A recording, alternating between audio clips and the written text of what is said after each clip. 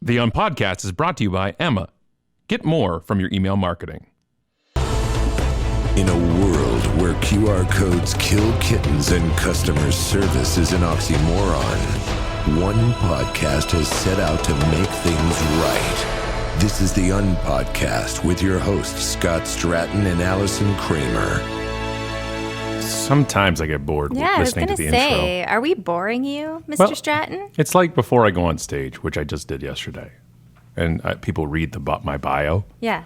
And I'd be like, this is really kind of dragging on. Then I realize it's my bio. You wrote it. Like, you could give them a shorter bio. It's up to you. If I get bored by it, I can't imagine what the audience feels like. Hi, everybody. I hope your summer's going fantastic. And I don't know why you're listening to us during summer, but hey, to each their own. Allison and I have a debate right now. What are we debating? We're debating. So we have a lot of debates going on at the same time. So which one are you talking about? A lot of faithful listeners may have heard back our millennial correspondent, Aiden, from a few months ago, the oldest of our crew, of our five. And he's turning 21 next year. And I've been planning to take him to Vegas for now 5-6 years. I don't know why you tell a 14-year-old you're going to take him to Vegas when they're 21. But I don't know why either. But I digress. And Allison doesn't think I should take him. And tell them why. Okay, so first of all, if you've been promising that you were going to take him since he was a kid, then I'm not saying, like, don't take. I'm not seriously taking a stand against taking him. You're against the theory of it. And I need to add something to the story that I remember the first time that we talked about taking all the kids to Vegas, because we did one year rent a house in Vegas and we took all the kids, that Owen was shocked that kids could go to Vegas. So I think you may have set some kind of precedent when you were saying you would take Aiden when he turned 21, that you told them that children were not allowed in Vegas, like it was a law. Right. So I'm adding that to the story. So my feeling is that, so you turn 21, like you're a usual 21, you have no money, you're in school, you're, doing a part-time job just to, have a little spending money. And you're going to start him off at this, like, he's going to walk into a club that they use in music videos. Everyone's going to be dressed to the nines. Drinks are going to cost more than his age, let's say, $25 for a drink. And you are setting the bar so high as his first, like, in Canada, we can go to bars when we're 19. So he has been to bars. But at 21. When he turned 19. When he turned 19, of course, not before. So what I'm saying is, like, you're setting this expectation of him that, like, this is normal, and you're giving him this crazy experiences, which is in no way normal. And I feel that there's only disappointment from there. I think when you turn 21, you should go drive over the border and go to, like, Seneca and go to, like, a regular place. He cannot afford a plane ticket to Vegas. He cannot afford a hotel in Vegas, and he cannot afford a drink in Vegas. And you're going to give him this, like, superstar treatment, and everything's going to be disappointing after that. I remember my first time going to Vegas. Were you 21? 30. And did your parents take you? Oh, no. No. But when I went, I said, why weren't we coming here when I was 21? And then I realized, because we had no money. You couldn't afford to go. So all I'm saying is, like, you're just setting a very high bar of expectation that will lead to disappointment. In other news, we have an almost 21-year-old. Yeah. Sweet fancy Moses. On with the show. I hope you're all feeling as old as we do. On the show today, we have, as always, some fun realizations of Scott realizing gender is an issue in workplaces. Again, we have an incredible kind of homemade awareness video of somebody local that has gone viral, and I love the story, and we gave him a call to talk about it. And we have Supreme Court talking about toner cartridges because that's the pressing news of the day, and that's what they need to be focusing on. We have a Wonder Woman screening. Somebody's screaming about it. And more dude stuff, talking about how to be a woman properly in the workplace. All that and nothing more, brought to you by our friends at Emma. But today, I don't want you to go to myemma.com/unpodcast. You don't? No, I do not. I want you to go to emmaindustryreport.com. That's a link that directs you to their industry report after they surveyed the marketing professionals at Marketing United. Did you know that 64% of marketers say they don't have the time or personnel to do the marketing they would like? No, I did not know that. Personally, I want to know who's the 36% who said, yeah, we're good. Yeah, we got so much time. I got budget and people and I got everything. That's a low number. If I was going to guess, shooting higher? Low. Yeah. 98% with a 2% error variance. Like that's what I would think it was. So haven't met a lot of marketers say, yeah, I got plenty. So check it out, emmaindustryreport.com. Give them your info. They'll give you the report. Lots of good information there. Some people complain about that, a landing page where they ask for you for information. That's the cost. That's the trade. You give them your info, they'll give you the report. And if there's a match made in heaven, you guys could chat with Emma. That's it. They got to get some value out of the sponsorship. Am I right? Absolutely. All right. More than coasters on microphones. That's for sure. On with the show. So this story comes to us from indie100.com, and it's a very simple, a lot of people will say common story about a woman who received a horribly sexist text from a coworker after she received a promotion. And so the text reads, one of my favorite starts to a text ever, that woman received a promotion and she got a text from a coworker that starts with, "No offense, but you really don't deserve that promotion." So nothing ever good ever has started with "no offense, but." You're about to be incredibly offensive. I don't find it offensive because he said no offense. Oh, so that... Yeah. It's like saying, I'm not racist, but then whatever they're about to say cannot be racist because they've already said they're not racist. Well, let's see. He goes on to say, "I work my ass off and I bring her coffee every day. You're too emotional in your decision making. I'm not sexist, but..." There you go. Another one. Whatever is not going to be sexist. "I'm not sexist, but this position really is better suited for a man. Men are better with numbers. We make better accountants. You'd be a lot more successful as a secretary. Oh! Don't get offended. I'm just being honest." That's the line that I love in most, is the... There's one more. Yeah. He's not done. "Hope you don't take it the wrong way." Oh, man, I'm just... Has he gotten every single line that you shouldn't put in an offensive email, like all in one? In the douche nozzle hierarchy, that's at least He's 5. checked all the boxes. Yeah. All he has to do now is have to use the word bro. Yeah. And then we're done. And so it's awful. It's pretty awful. I absolutely love the "hope you don't take this the wrong way," as if there is a right way to take this. Her response is amazing. Yeah, so she writes back, says, "See, the difference between you and me in the workplace is that while you're spending all your time sitting on your white ass texting me stuff like this," I will edit her language, "texting me stuff like this, acting like you're entitled to everything in the world and waving off hard work just because you're a man, I'm, surprise, actually working hard and getting your," in quotes, "promotions. You can say whatever you want, but at the end of the day, our male boss used your so-called superior male decision-making skills to promote me, not you. I'm sorry your genitals and skin color didn't work out in your favor this time. Maybe next promotion. Until then, your analysis report is due tomorrow." Oh, snap! See you then. And she goes on to explain that this gentleman, this man, had actually made numerous Islamophobic comments to her, which is why the race issue comes up in her text. Because not only is he sexist, but he's also Islamophobic. And a real piece of work. So good for you. Good. Congratulations on your promotion and an excellent response. And your analysis report's due tomorrow. Yeah. See you then. How fantastic is that? We love you. Again, my white male reaction Yeah, you to just this couldn't believe that this was a thing. was like, that happened. that's not real. Nobody would write something like this. And then I realized they do. No one else is shocked. He really checked it off. No offense, but I'm not sexist, but don't get offended. Don't take it wrong way. Men are better with numbers. And then he used the term secretary. A way back word, like a throwback Thursday word of secretary. I want a T-shirt that says your analysis report is due tomorrow. That's it, really. It's my new favorite, Right. That's a couple of the words, right? You know what I mean? Those are the slogans that we need in this world. Yeah. What's the other? It's she persevered.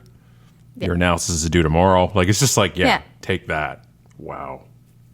And she sent everything and all the information into HR. So hopefully he's losing his job that he didn't get promoted from. Fantastic. All right. So I stumbled upon, not the actual app or website stumbled upon, because I'm not a psycho, but I stumbled upon a video on the Bookface. Yes. And it just came onto my radar because it was going viral. And it was a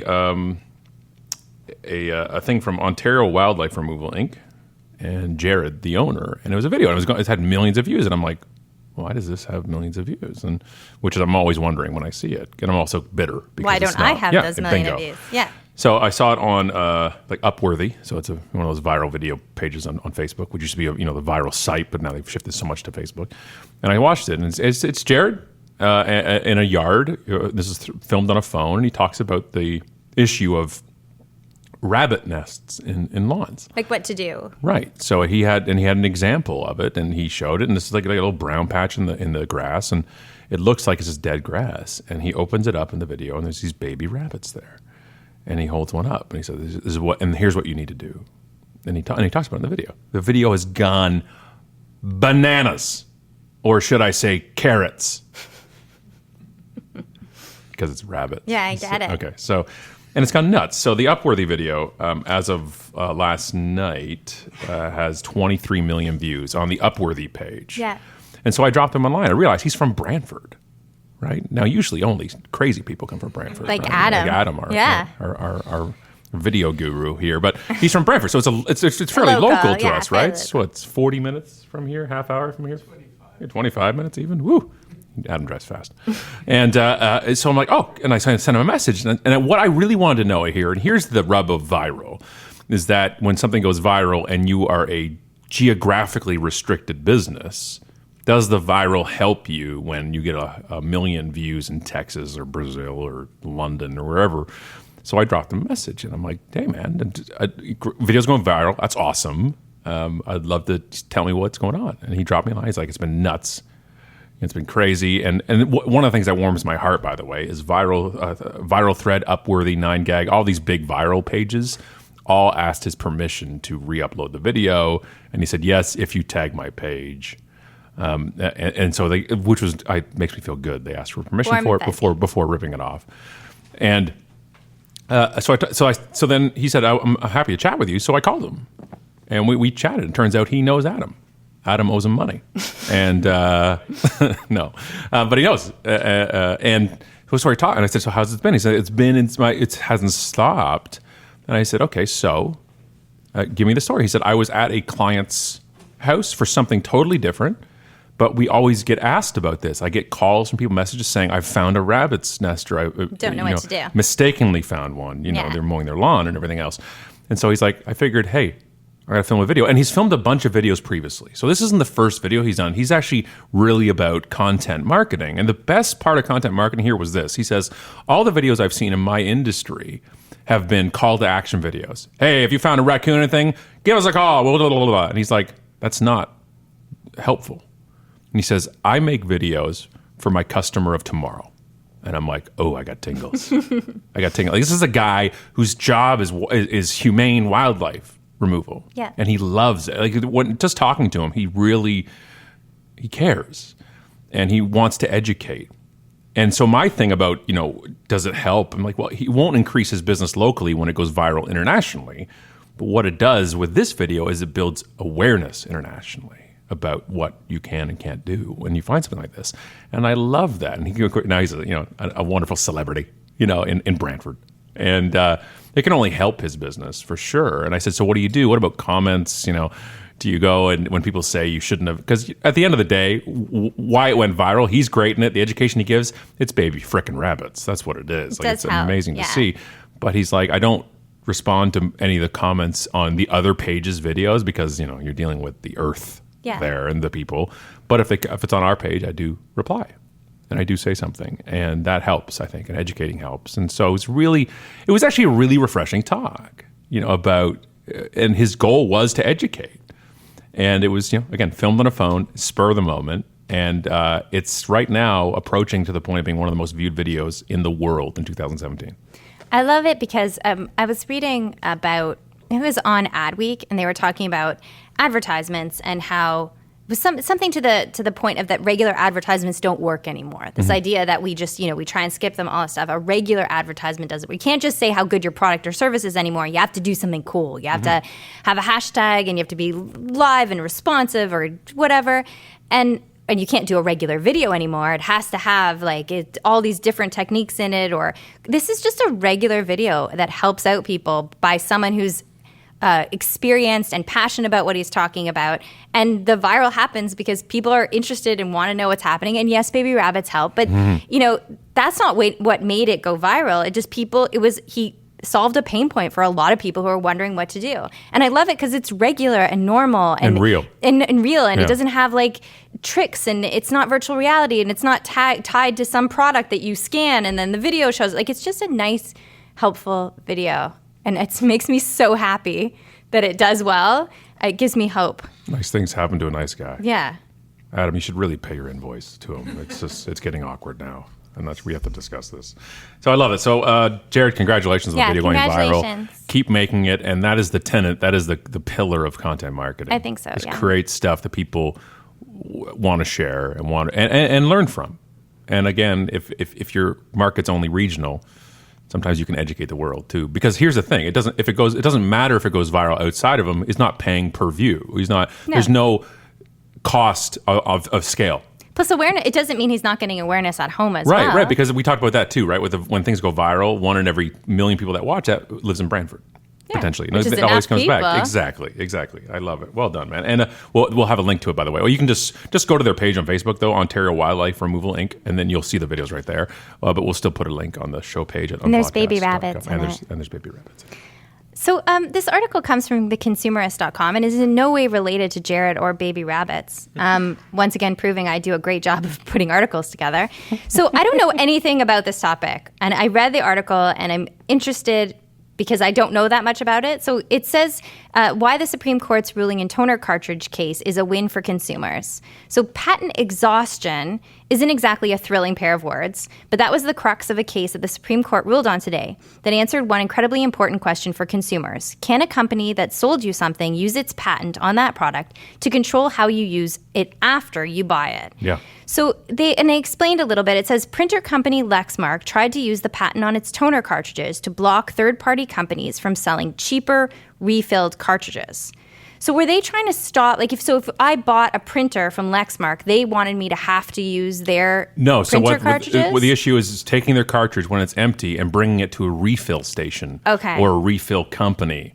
They have them in town here. There's in the mall, and you bring it in, and they'll refill. Toner ink is the most expensive liquid in the world by ounce, like by actual measurement. If you actually do the math, it's the most expensive. And so the company was trying to say you can't do that because we have a patent on this particular technology in the printer. And they're trying to shut down these third-party companies and tell people that they've already purchased it. We get to decide. Yeah, you can't fill it up with other ink. You also can't fill it up with apple juice and drink it. You cannot use it in any other way than the way that we patented it. It's literally like Keurig trying to tell people they can't use the K-cups in their own K. Yeah. And so then it says, some other points, and then it says, the key question at play in the Lexmark case is one of patent exhaustion. Precedent has held that a patent holder's rights are used up, legally exhausted, at the moment that it sells the thing it has a patent on to someone else. But in the modern area of microchips and DRM, some usage restrictions are suddenly enforceable long after an original item is sold. Correct. So, question the court was settling out to answer was, can the company that sold you something and holds a patent on that determine what you do with it after you've bought it? And basically the court said no, they cannot. It's called patent exhaustion. And this has come in waves with this. This has been a decades old thing. Printer ink and printers, right? To the point where you go buy a printer nowadays, the printer is practically the same price as the ink. Like it's $90 for the printer. It's the lost leader. Okay, it's the shaving blade handle. You know what I mean? Yeah. Where they just want you to lock into the blades. Yeah. And it's proprietary. And they want you to have to keep buying from them. That's how it works. So when you do this, when you have an artificially inflated cost of something, you, like any other innovation and disruption in the world, you leave that open. And when there's enough profit in there for a company to come in and drastically reduce that cost to you, you've left that open. And so the printer companies have done this to themselves. This is like pharmaceuticals, and where the patent expires after 5 years, and then the generics can come in. Yeah. Well, the generics in this world is the third-party ink companies. That people take it and get them filled up. And Lexmark and Epson and all these places have said, if you use these companies, you avoided the warranty on your printer. And that was their first step. You're voiding your warranty on your $90 printer, right? Even if you bought the upsold warranty in the store and all these things. Because they crack it open. They crack open the cartridge. They make it as hard as possible to open. But the profit margins are so huge on ink, there's enough to create this third-party industry of secondary market ink that'll just refill that cartridge with syringes and put it in there for a fraction of the cost of the new ink. Right? When we buy ink for our printer, we print all the stuff up for the show. We're dropping $150 for the high volume cartridges we get. And so I get it. They've made this own market. And it's like, I'm always against companies that can say what you can do with their product once it's done. As long as it's being sold as, used, it's like telling me you can't resell a book or something like that, right? Yeah, and they mention that. It says, of course, patent law isn't the only law at play. Companies use copyright law to control your purchases after you make them all the time, from digitally distributed books, movies, and music to much more tangible goods like your car. And as the Supreme Court pointed out several times, contract law, which are the terms and conditions that you agree to when you make your purchase, is still enforceable apart from patent exhaustion restrictions. So there is some things that, will void a warranty. And you need to think about what you're signing when you make your purchases. Because maybe, this is a smaller purchase, it's $100 or whatever, but a car is a huge purchase. So if you're taking your car not to the dealership, but you're taking it to another mechanic, or is that void the warranty? Like if you replace the parts in your car with not the same manufacturer's parts, but another car's parts, are you voiding the warranty in your car? And if you've agreed to that when you signed your contract, then... But these vendors also then tiptoe around the anti-competition laws. Yeah. Saying you can't use other people's parts, you can't use other people's things. They have to watch themselves. Yeah. And it's interesting. I didn't know anything about it until I started reading the article. Because we now live in a day and age now where we don't own our own music. Yeah. Right? You buy something from iTunes. That blew my mind. Right? Remember that we did that on the show a long time ago where you don't own your music, that you just... You can't gift it. Like if you pass away, you can't give your music collection to something like that. You have a lifetime license for it. Yeah, it surprised me. I didn't know. Yeah, it's interesting these days. It certainly has shifted. But I've seen these. I've never bought the third-party ink. I've never done because it's a work versus effort versus it's an effort versus reward issue for us. I just click and it comes to me. It comes to the door. You know what else will come to your door is Emma. She will. She'll show up. She'll have donuts. Yeah. It'll be great. She'll take you to Vegas. Replace your ink. Buy you a $30 cocktail. We should get Emma to sponsor Aiden's birthday. That's what we should do. Yeah, that'll happen. The Emma party. But this time, remember, go to emmaindustryreport.com to get their some good facts and figures. Newest information on the industry for you. And then drop them online sometime for all your email marketing needs. Because they love us. And in turn, that makes us love you. I think I put that backwards. I think it was backwards. That's okay. That's fine. On with the show. We have another great man giving Macho women advice. Culture. I love that anytime the Macho Culture is in the headline, it's great. Anytime somebody refers to it and then it's a man saying it, even better. This is at prweek.com. It says, want to be heard in Macho Culture? Speak up, says Richard Edelman at Hall of Femme. It's Hall of Femme, Femme. There's no women in the Hall of Femme panel. So there was an event called the Hall of Femme, and it recognizes women in PR. Now, here, the panel in the picture, it is all males. Here's the thing. I don't want to... It was a great clickbait thing for me to get angry about last week online about it. But this panel was all day was women panelists and speakers, and this is the one all-male panel. They wanted the male's perspective of it. So you're also asking for trouble. So if women don't feel their voices are being heard in the corporate world, they need to speak up more loudly, says Edelman's CEO Richard Edelman at PR Week's Hall of Femme event in New York on Thursday. The chief executive of the world's largest PR firm said it might sound silly to give adults the advice to speak up, but it is a, quote, learned behavior with which even professionals in their 40s struggle. Edelman recalled that he recently asked women on his executive team why they are quiet during meetings. Their response? It is because of the room's, quote, macho culture.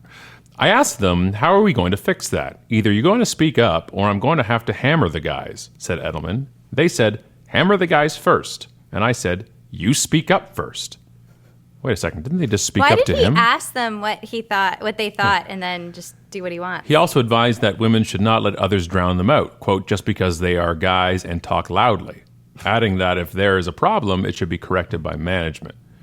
Speaking up can also get women opportunities they might otherwise miss. Another panelist, John Brockman, global head of marketing communication at State Street Global Advisors, said one staffer recently approached him and laid out her background when the company kicked off a strategic initiative.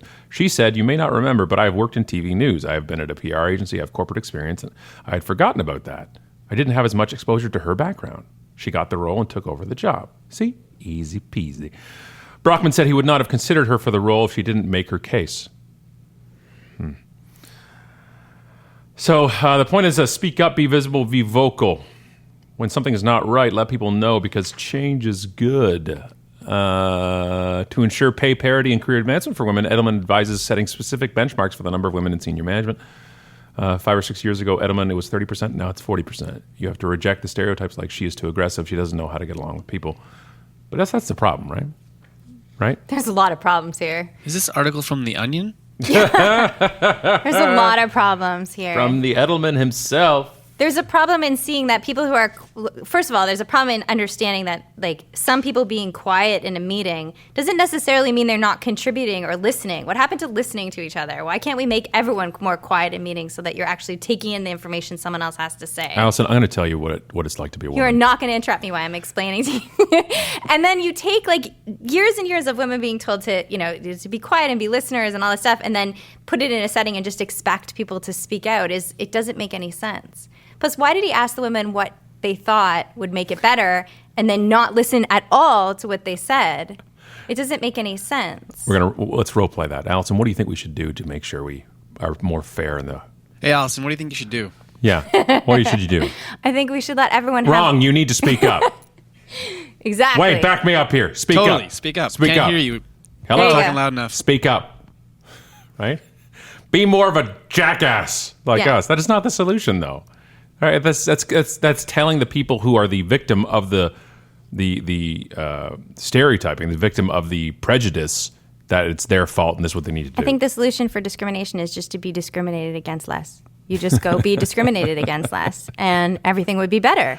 Isn't it discriminated against someone else more? Maybe. You could even things out a little bit there. I just think it's crazy. And I understand that it was a great event and they took the picture and kind of made a thing about it, but what he's saying is the problem. That's exactly the problem. Yeah. Exactly. It's the problem is thinking it's a problem that you can just say, well, just be louder. Like, that's your answer. They should be running the meetings in a different way so that everyone has a chance to speak and everyone feels secure in speaking and everyone feels confident in speaking. And if it's your job to hire the right people or promote the right people, you are, as the boss, have the power. You go to the person and ask them. You don't wait for them to necessarily come to you. And it's... Yeah, your job shouldn't be fitting into macho culture. No, exactly. That's the issue. The issue is the macho culture. And by the way, isn't the real issue using the term macho culture? There is an issue, yeah. There's definitely an issue with that. Yeah. The only time macho can be used is two ways. If you're singing Macho Man or talking about Randy Macho Man Savage. Really, that is the rest in peace. Right, that's the only two. It is not a great word. Two ways to be end of it. This is like the women power episode. It is. I have an article from the Washington Post. I'm not entirely sure why the sexuality of the professor is important, but so it says why a gay law professor is trying to shut down women-only Wonder Woman screenings. And from the Washington Post, like I said, and it says Stephen Clark almost let it slide. The theater was 2,000 miles away in Austin, and there was no chance he was going to show up there to see a movie anyway. As a gay man who considers himself sensitive to historically disadvantaged groups, there was even a part of him that saw the value of a celebratory, women-only screening of Wonder Woman. But Clark, a law professor at Albany Law School, changed his mind when he looked up Alamo Drafthouse Facebook page and began reading the heated exchanges between the theater's management and the frustrated men calling the venue women-only events discriminatory. There was a vibrant argument happening on Facebook, said Clark, 48, when he spoke to the Washington Post. But when the theater responded to complaints, they were pretty snide about it and willing to mock anyone who had a complaint, and that really struck me. There is also the fact that what they are doing is illegal, he added.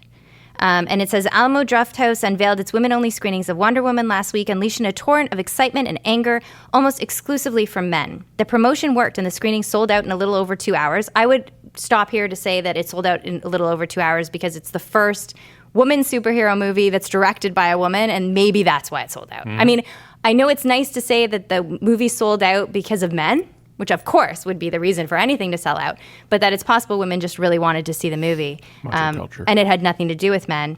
It says this is the only woman superhero directed by a woman to hit the theaters ever. And so it was very successful.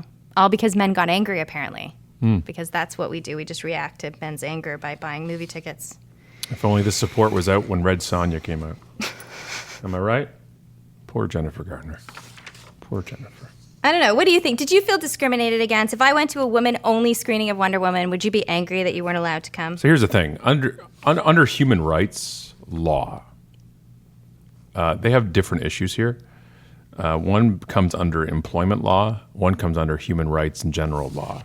So refusing somebody access to something that's publicly accessible based on gender can be viewed as an issue. And this is where he's suing it. Now, where I'm interested in, because of teaching employment law and fascinating with the subject, is the gray area of not having a male usher work the theater, which is what they were doing. It was also going to be female ushers in there and everything else.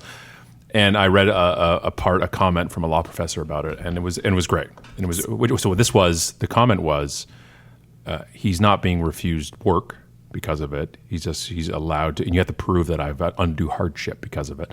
He's allowed to patrol the other theaters, just not that one. And the problem is, and he in his lawsuit actually said it's like a gay bar. No, so that's what I was going to read. Yeah. So he says he alleged the Draft House women only event, as it was described in the theater's advertising, discriminated against male customers based on their gender, citing the theater's promise to staff only women at the events. Clark also alleged that the Draft House was illegally engaging in employment discrimination. Said it's the principle of the thing, he told the Post. I'm a gay man and I've studied and taught gay rights for years. Our gay bars have long said that you do not exclude people because they're gay or straight or transgender. You just can't do that for any reason. So they're talking about like bachelorette parties can go to a gay bar, and you don't have to be gay to go into a gay bar. And he's saying that this is the same thing. You know what's the worst thing for a gay bar? Bachelorette party. It's like the number one problem. They do not like them. But you can't refuse them. You can't refuse somebody based on one of the human rights levels. One of the differences that I see, and I'm just going to put this out there and we can talk about it and listeners can talk about it, is that I think there is a difference between a permanent place of business, like a gay bar that is that, and they've named themselves that. And they're always open, and that's what they do, saying that only gay people can work here and only gay people can come here. That's different. This is an event. Like a one-time movie comes out. They're not talking about that this movie theater is a women's only movie theater and only women are allowed to go there and only women are allowed to work there. I think that is a little bit different because this is saying we're going to have a celebration and we want it to be a woman-only event. It's not like we're not showing Wonder Woman to men. It's just this particular night to celebrate a huge event for women. This is what we're going to do. I feel like that's different. I love Alamo Drafthouse. I love everything they do. We've featured them on the show before. Yeah. They're fantastic. We love everything they do. I love the fact that Wonder Woman is killing it. And I love it's a female director. I don't agree with barring anybody from anything. I don't think we're dancing around a funny line. You can't bar anybody under human rights. I get it when we say it's great because you and I both would love this. I love anything. I'm wearing a Promote Love shirt on the show right now. Like I love underrepresented groups, discriminated groups of giving, yes, this is awesome. But on a legal standpoint, we're tiptoeing around a really rough spot. But we have women's only gyms. And there you go. We've also the cases that I've gone through in my lifetime, and I find it all fascinating because it comes down to semantics half the time in court, charging women more for haircuts. Yep. Speaking of a man who has long hair, right? Women only gyms, female only workers in a daycare. Like so, there's a slew of examples, and they've all been proven one way or another to say, well, we don't. The Hooters case, men wanting to be servers, and that came out in court and said, no, you can work here in the kitchen. Yeah. And I'm like, just open a place called Peckers with an owl logo. Like that's what you can do. But so it's all at the end of the day, anything in court always comes down to semantics usually, right? This is just like this is the moved over a bit. I just think that we need to be what I love it. I wish they had one screening a week for women only for this movie. What I see happening, and this is what upsets me, is down the road somebody going for wrong reasons saying, well, we're going to do a whites only thing of this because Wonder Woman could do this. I don't want them using this case as their justification. And I would say that there's a big difference because a lot of it is about power and control and safety. And the reason you can have a women's only gym is because women get hit on in gyms, and some women don't feel either because of religious reasons, because of how they observe their face, or whatever reasons they want to work out in an environment that's just women. And so there can be women only gyms with only women staff. And you can't say the same thing about a whites only gym, because that's not the way the world is. That's not that's not how discrimination works out in the world. And so these spaces are necessary to provide safety for certain people. And so how I feel about this is that I think it's making a big deal about something that wasn't a big deal. And I think that it was just a bunch of women wanting to get together and celebrate a women's movie, love the it. first one in 2017, which I is love it. ridiculous. And I think they should have been allowed to We celebrate did- in peace. And they did. And it went off, and they did multiple screenings. Yeah. I'm just saying, when we're looking at the legal ramifications of Yeah. things, I don't want that whites only screening thing to happen in 2 months from now. Yeah. And say, hey, by the way, the Draft House, one of the responses was, we did a male only screening 2 years ago of the Entourage movie. Nobody showed up. That was their retort to somebody. I thought it was fantastic. Yeah. Again, we love that whole company. We love everything about them, and we also love made up words. Don't make any sense. Don't mean no offense. It brings laziness. What is all this craziness? Made Up Words is our little fun little time of the week where you submit a word you ran across and went, what? We have so many made up words. Does that People send us exist? so many of them. People send us less stories these days and more words, Yeah. which is a good exercise in branding, I think so too. This made up word is brought to you by the whites only screening in Oakville No. of any other movie. No, I'm just kidding. The made up word is from our friend of the show, Paul Fairbanks, and his made up word is Phigital. Phigital. Phigital. Wayne, Anyone want to take a guess? you're stumping Wayne. It's Yeah. like another time too, right? I don't know. Nothing. I can't think of Adam? anything. Something digitally you fidget with. Got it? Yeah, it's PHI. PH like fat. I don't know what it is either. Phigital is a generation of students who don't draw a distinction between physical and digital worlds and are comfortable in both. Fascinating. By the way, come on. that explanation just sounds made up. Yeah. Like I don't even know what that means. You don't know if something's digital or physical? I don't. Like a Sounds book like or existentialism. It does. digital. It does. So there's your word, Paul. Thank you so much. If you want to submit your made-up word, we will send you, if we use your word on the show, we'll send you any copy of any of the books, including the upcoming Unbranding 100 Branding Lessons in the Age of Disruption, out by our friends at Wiley at the end of October. So, Paul, drop us a line, let us know. And if you have a word, tweet it to us, Unmarketing or Unallison. Send it to our Facebook page, Unmarketing, or go to the site, unmarketing.com, and let us know. I have a question of the week for you, Mr. Stratten. It's from Melissa Zabauer. It's from our Facebook page. It says, "Hey, Scott and Allison, I'm getting caught up on podcasts from some months ago. So the Twitter episode might have been posted many moons ago, but it sparked a question in me. Scott doesn't like scheduled posting, but how do you feel about those companies, is in quotes, which I love. How do you feel about those companies that offer to post about one's book? I've been considering this as a way to possibly market my own book, but if I'm honest, I never read the posts that they share for other people's books, so I want to know what you think about it." I think you just answered your own question. I know, but like, what do you think about it? Do you think that gets the word out to people What? about your book? I'm not sure what it is. An automated posting, like, yeah, Oh, guess so, you- so it's like a thunderclap thing. Yeah. Oh, Yeah. thunderclap. Yeah, I hate it. I think it's ridiculous. A thunderclap, if you don't know, if you're listening right now, is when you get a bunch of your friends and your contacts and everything else, and they all agree. And I've done one before. It's the only automated thing I've ever done on Twitter before was a thunderclap for No Child Hungry. Was for a food drive, a donation drive for kids' meals. So you get it all, and you all agree, and you authorize thunderclap, and then at one time, it's like a thunderclap, where you all Yeah. clap and boom, and everybody at the same time sends the message. And it's supposed to make this giant reach. Well, reach means nothing. That I always found a personal, written tweet, post about something was effective. Tweets are very, very so little resonation to them anyways now. They carry so little when it comes to pre-programmed things. Yeah. Not to mention, it's just, what is so important that you have to send out at an exact time, but not important enough to be there to send it?